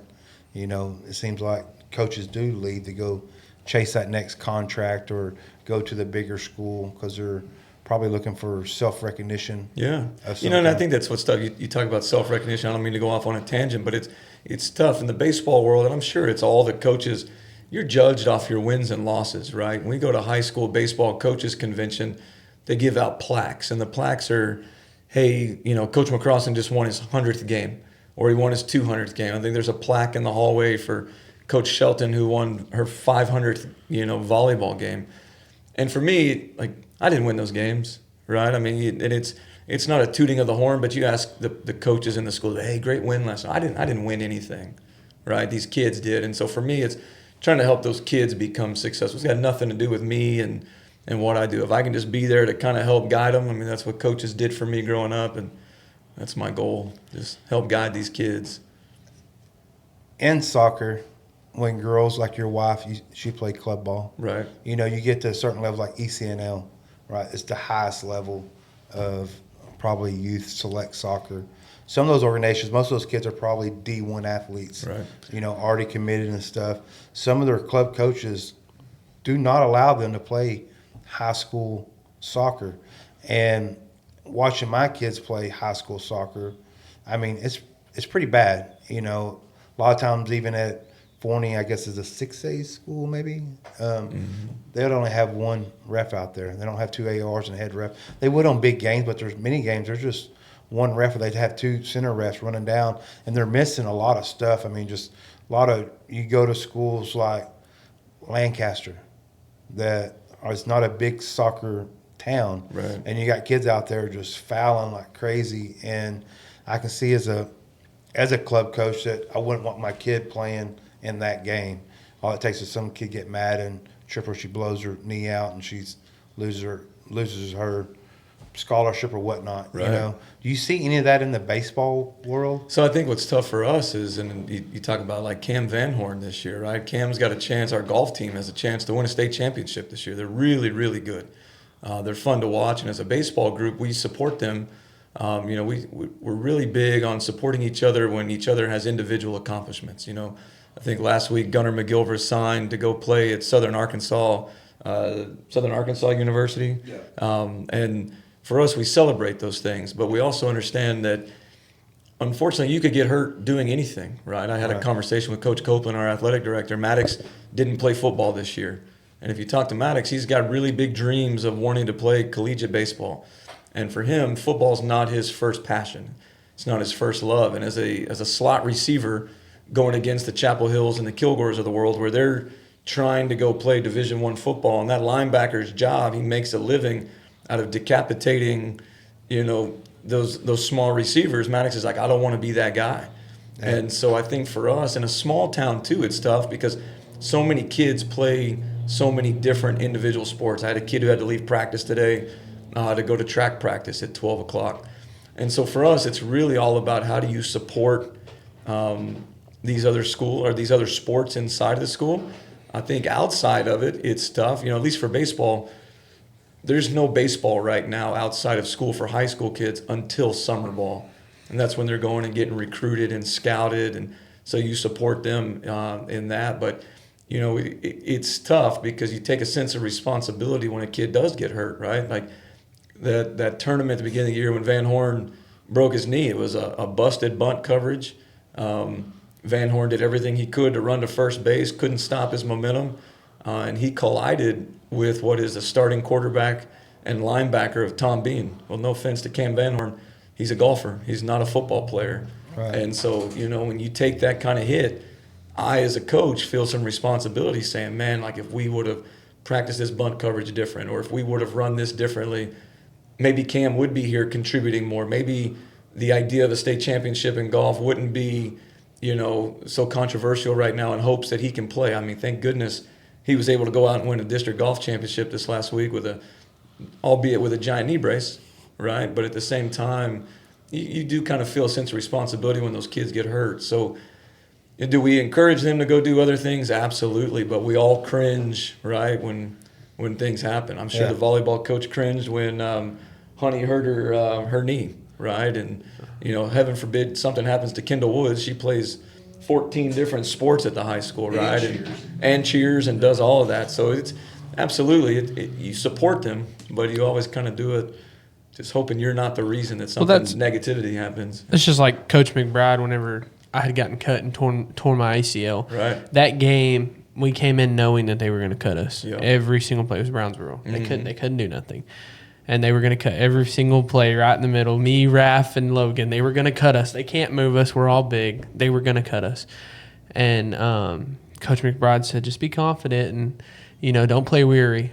And, we got there. It's the second drive, so I'm not worried about it yet. I barely got cut once or twice, and I go to take a scoop step, and my leg's planted, and I get hit. And he was like, man, I should have told you just to hesitate because they're cutting, and we knew you shouldn't step. And I said, oh, man, like that's not how we play, though. Right. And then, like you were saying, it's just that accountability on yourself to be like, man, I could have said something different. Or as a coach, like I mean, you feel all of that, right? I mean, these kids are our kids, and some of these kids have goals and dreams of going to the next level, no matter what that is. And for me with Van Horn too, I understand like we don't want him to get hurt, but also at the end of the day, when he gets older, he wants to be able to play catch with his kids and play basketball with his kids. And so you just hope as a coach you hadn't done anything to potentially hurt that. So I know when I always revert back to soccer because that's what I know.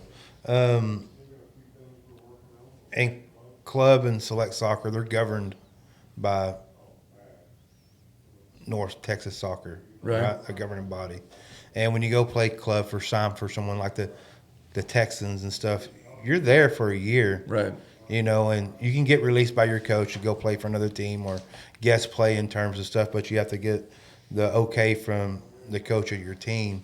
Do you see that when your son's playing the select ball in the summers, how many kids that jump from team to team, chasing trophies and stuff like that? I mean, what is your outlook on that? Because it drives me crazy. So I think it's most of that, it's at the younger ages now, right? These kids have found kind of a home when they get older.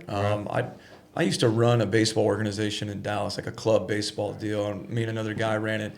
And for the most part, like, our kids were pretty loyal, but we are also loyal to them. We made sure they had the cool uniforms, as silly as that sounds, right? Kids will leave because, they have the fancy, shiny stuff over here. Right. So we would always try to do that. But I also think kind of the whole NIL deal and all that has caused people to think, the grass is greener over here. I'm going to go chase this. I'm going to go chase that. But really kind of at that age where he's at now, what you kind of see is people moving away from independent organizations to clubs with bigger names, right. which is tough because as somebody who owned an independent organization, we always thought, hey, we will have the ability to get you looked at. We'll have the ability to have these connections for you. But you're going to be in the same showcases. Right. But at the end of the day, right, so that organization we had was Bison Baseball.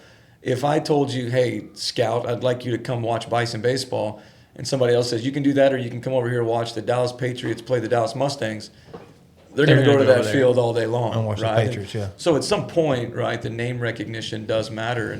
And so, yeah, I see it. I get it now, but hopefully by the time they get to high school, that stuff's kind of stopped. Right. Yeah. I think a coach contributes as far as like college and NIL. I have a cousin that plays for Boise State, and he started as a freshman there, and he's offensive guard, but the community there, the coaches there, he loves it so much that he does have a pretty good NIL through the Ford dealership over there, but he could go have a better deal somewhere and probably make a lot more money. Right. But he's great. He has his end goal, and he's not chasing the money, and he understands that those coaches are what built him, and that's what's really getting him the community around. And I think just the relationship that you have with your coaches matters so much. Well, it's like what we just talked about a little while ago about as far as like, where do I see myself in 10 years? I mean, when you have the ability once Maddox graduates to say, okay, do I go, for instance, to Canton? They got a turf field. They've got a brand new indoor facility. They got a new high school. Do you go chase that? Do you go to the Metroplex where the starting salary is what I make total between coaching stipends and teacher salary, but albeit the cost of living is, more. Do you live here and commute to make more money? And so I think part of that conversation with kids when they're younger is being content with what you had or what you have and not always chasing the extra stuff. I had a lady, she's an athletic secretary in, I think she's in Arlington now. She was an athletic director and athletic secretary in DeSoto while I was there. And after my first year here, I called her just trying to get some ideas about what does the future look like, and as far as moving and doing those things. And she says, never, ever chase money as a coach or a teacher. Find somebody that can mentor you. Find a community that embraces you. And I think if people would invest more in their own individual kids, when I'd say that not their own kid, but like the kids that they coach, right? I think kids would stay more loyal, whether to the club scene or whether it's the college scene and all that, right? I think we got too many people trying to just chase the next best thing instead of being content with what you got. Every parent wants their kid to be the best. Oh, I see it all the time. It's such a huge racket in the Metroplex with money, the amount of money that parents spend on lessons. I'm not saying you don't need them. I mean, if you're at a 5A school, yes, your kid better be taking lessons if you want them to play varsity. Right. I mean, it is what it is. I mean, because the other 17 kids are taking lessons, and they're whatever sport it is. If it's basketball, soccer, baseball, or softball and stuff like that, they're all doing it, man. And it's tough. I mean, Maddox has been doing lessons since he was 7 years old. Yeah. And you start and you look at it and you're saying, man, that was a lot of money. That was a lot of time. Like, what are we doing? But to see him find the success that he has, and I think some people are like, oh, I want my kid to go play Division I. I don't want that for him. I want what he wants. If baseball is an avenue to help keep him in school, then I would love that for him. I walked on at Texas Tech University to play football. I had full ride offers to go play college soccer. And, looking back now as an adult who's educated, I'm like, man, I could have used the athletic abilities and gifts that I had been gifted to help pay for my school and to keep my parents from having to pay for school. To me, like, if that's what Maddox wants to do, great.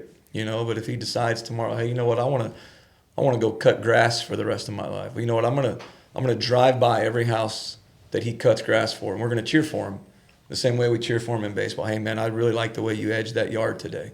You know, and so I think there's too many people also trying to live vicariously through their kids, you know, that they want to go put them on these pedestals that maybe they haven't earned, and then parents also who just genuinely don't have an idea of where their kid is, right? I mean, I had a conversation with a parent not too long ago. We're talking about getting kids recruited for college, and I said, man, like, what does your kid want to do? Like, where do you think they want to play?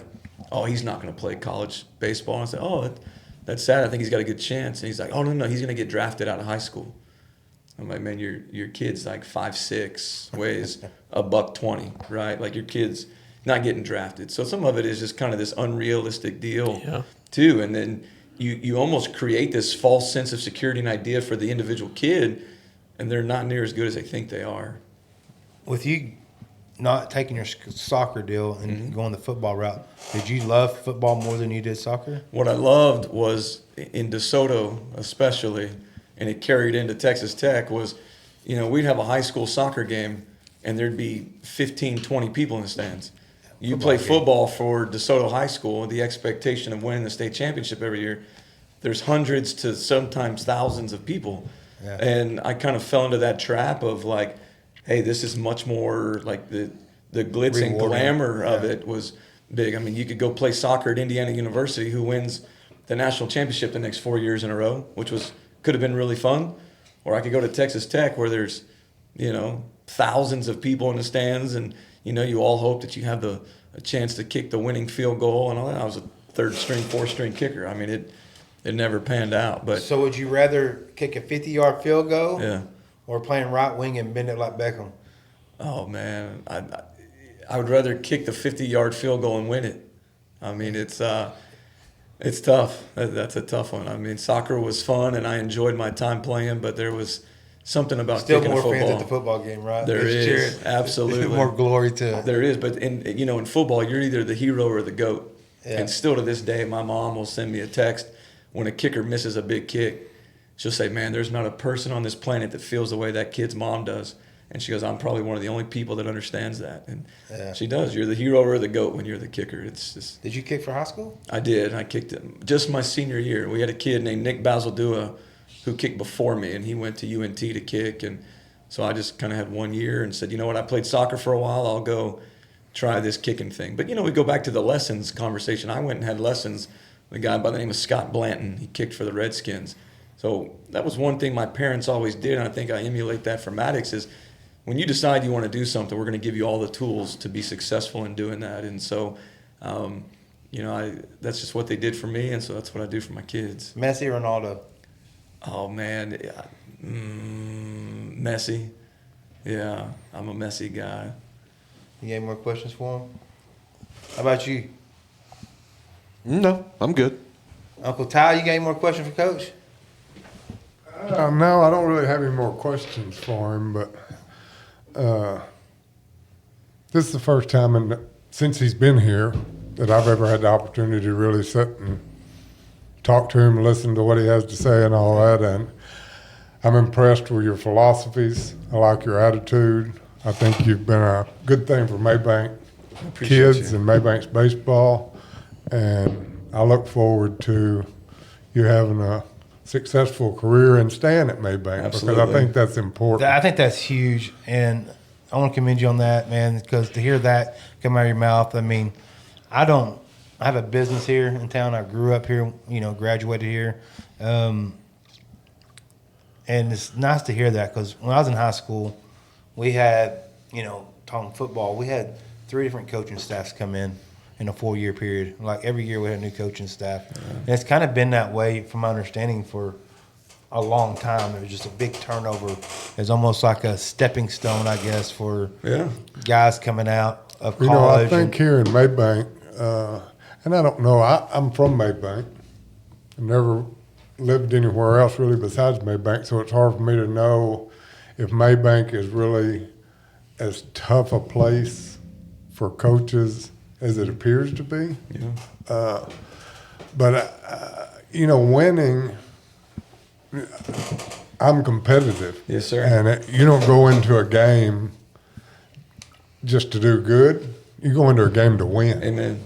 and I want to win. However, in every game, somebody has to lose. Right. And sometimes you win, sometimes you lose. But my philosophy has always been we can have a good program, and we may not win state every year, but we're going to go out and compete and do the best that we can with what we have. And if you develop a good program, wins will come. Amen. Right. Just to kind of bounce off that, my junior year, like you were saying, we had a bunch of athletes that were really good individually, but we could never bring it in together. And I remember there was a couple games that we'd just play, and those seniors that year were all about, like, let's just go out here and have fun.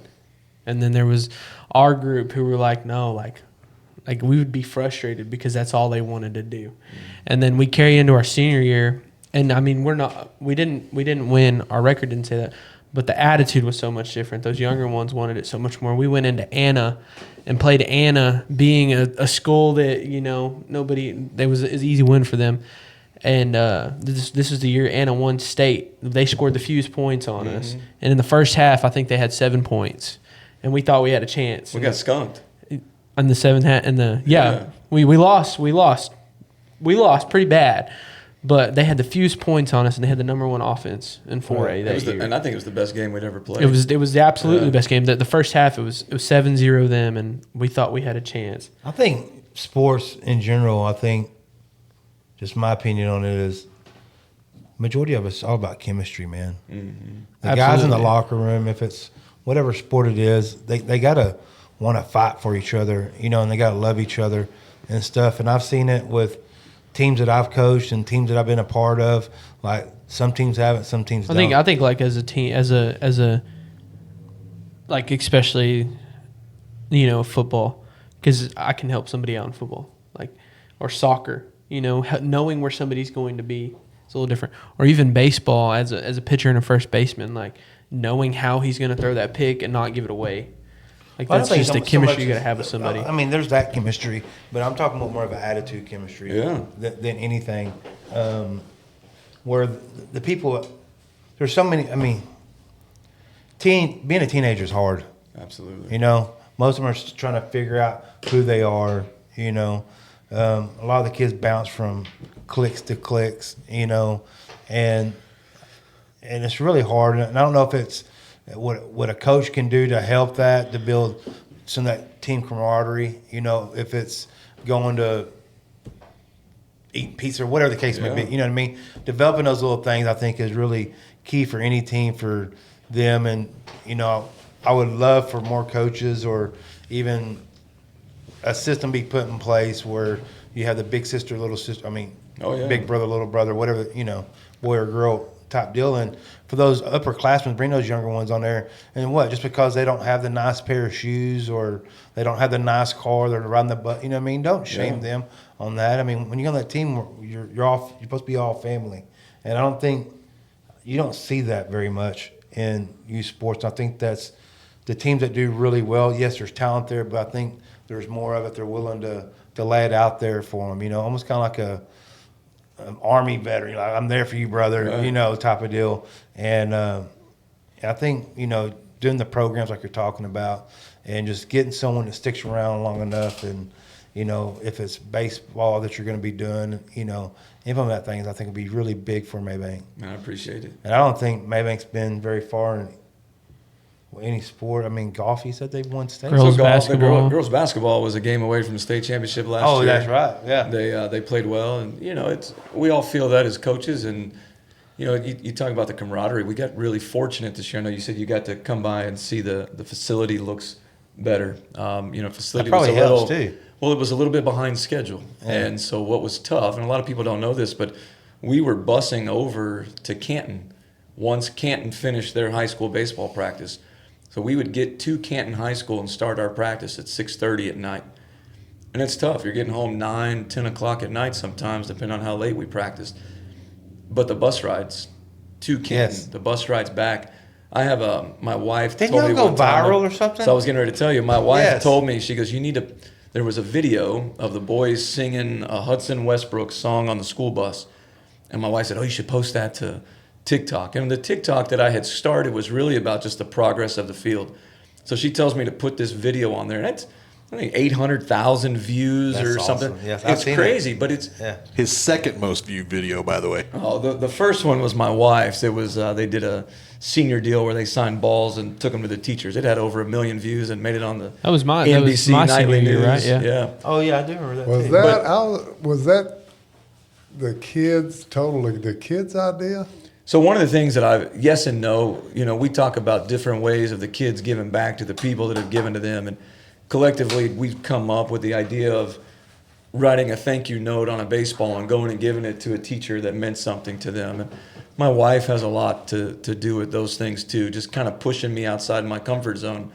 And the singing on the bus, like I didn't hold up a camera and tell me, all right, we're going to sing. Everybody starts singing. Like these boys are just singing a song. I was like, oh, that's kind of cool. So I pick up my phone, take a video, send it to my wife, and she's like, post it.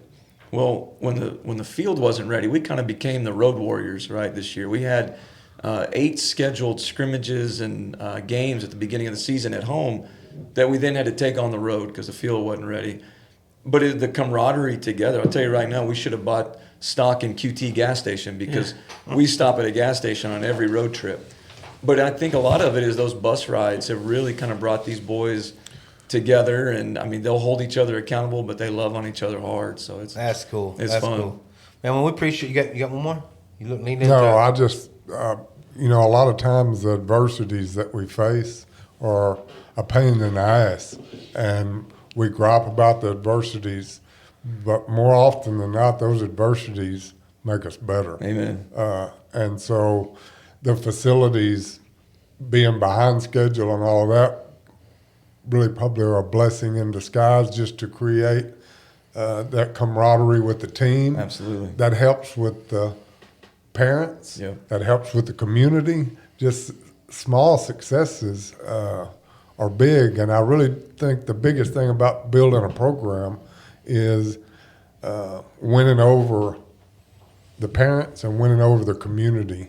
And wins help all of that, but it is our staff that, man, you got to get those parents behind you. And unfortunately here in Mabank, a lot of our sports have had a lot of success. Our boys basketball team, Coach Carter's been pretty dang successful with our boys basketball program over the years.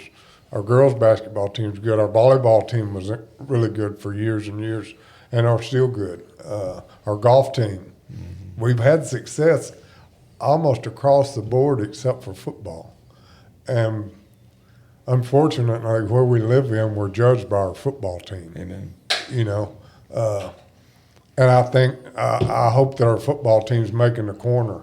I think. Well, I can tell you the new leadership at the football program has been wonderful. It's been a nice culture change. It's been it's different, right? And I think a lot of people they asked for different for a long time. And what you had to realize, even as a coach, is that if you want different and you get different, you got to be good with different, right? And you got to understand. With the change. Yeah, you have to in all areas. You can't just have it here and not here. Yeah.